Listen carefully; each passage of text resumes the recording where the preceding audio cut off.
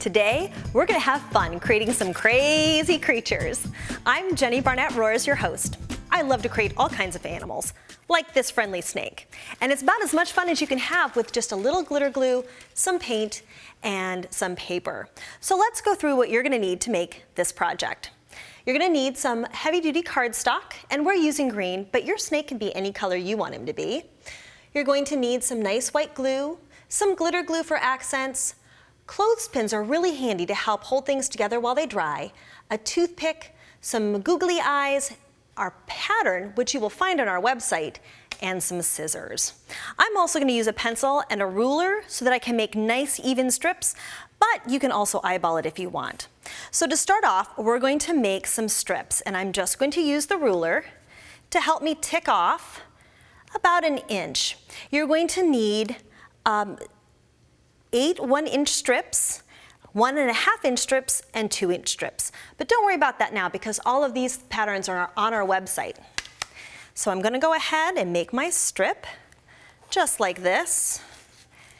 And I'm gonna make 2 of them because I'll be able to cut these up and then cut them in half. Each of the lengths of the strips are all 6 inches, so that's nice and easy to remember. And you can add or subtract the number of strips that you make depending on how long you want your snake to be. This is really based off of like a Christmas chain garland, so it's really easy to do. So I've cut a strip. I'm actually going to fold it in half because I know that this was a 12-inch piece of paper, which gives me 6-inch strips without having to measure. Now what we're going to do is join our strips together, and once we've got our 2-inch strips, 1.5-inch strips, and 1 inches, we're going to join it together with some white glue, and we're going to grab one of those clothespins to hold it steady. Now the recipe calls for one of these small 1 inches, but the rest of them are the big ones, the 2 inches and the 1.5 inches. So we're going to want to get all of the big ones, the 2.5 and 1.5 inches, glued together and on standby. The rest of the 1-inch strips we're going to use to join the snake together. So I've got some that are all nice and dry here, and I'll show you how we do that. So again, it is handy to roll it on the table to kind of give it a head start. And then following the pattern that will be on the website, you join your circles together. And again, that's kind of up to you if you want all of the circles to be 2 inches, nice and wide. If you want some of them to be a little smaller, that's okay.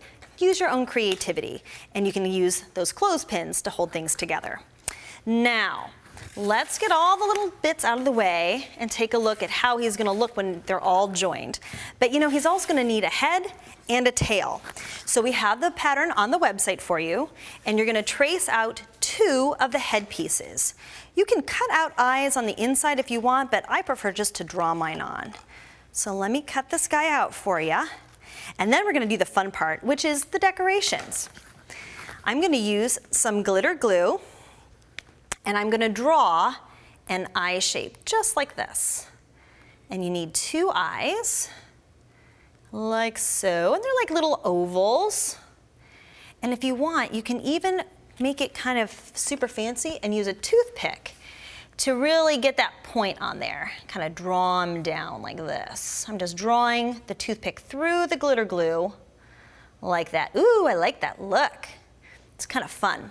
And then you're gonna drop your googly eyes right in the middle so that they stay on, just like that. Because really, what snake isn't complete without, you know, some googly eyes?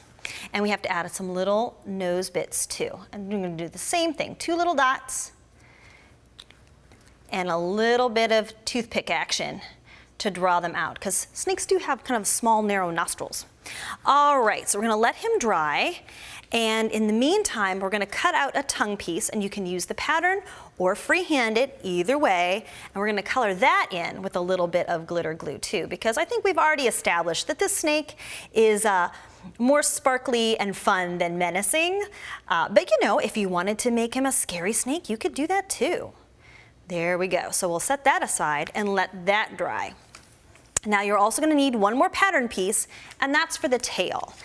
It's on that pattern that you can download from our website, and here's one and one that we have already cut out, and we're gonna decorate this with some glitter glue as well.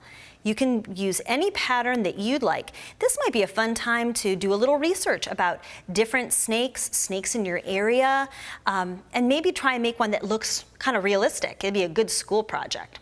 So once you've got this all colored in and dried up, we're gonna assemble the rest of it all together. So here's our snake head, all dry. And here's the top and the bottom of the head, because what we're gonna do is glue the tongue in the middle. And we'll just use regular white glue for that.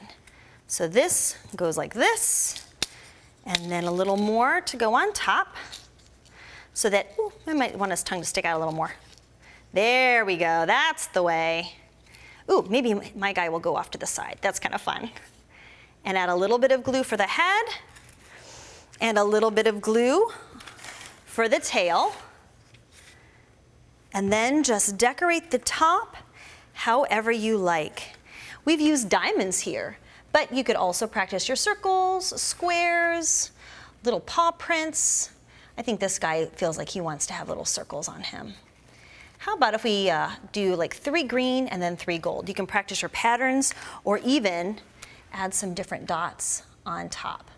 The idea is to have fun, be creative, and make it yourself.